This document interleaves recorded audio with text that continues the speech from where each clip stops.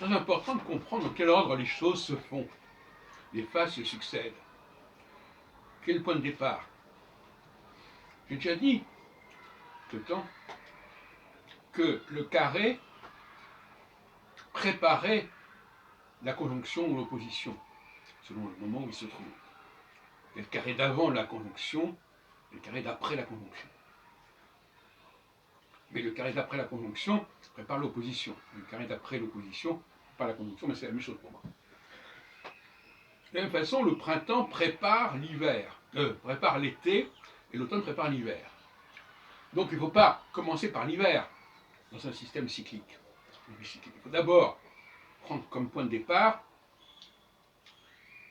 le carré, puis après on a le deuxième temps, le deuxième étage de la fusée, qui sera l'opposition ou la conjonction. Et ça, souvent, c'est un principe qui n'est pas respecté. On va d'abord commencer par la conjonction, alors que c'est le deuxième temps.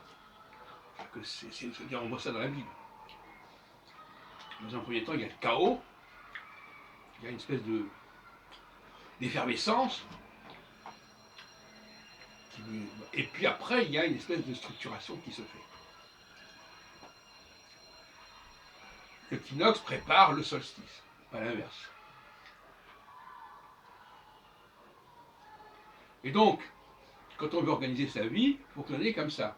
Il faut savoir que la conjonction est l'essai qui est propre, essai comme au rugby, qui est propre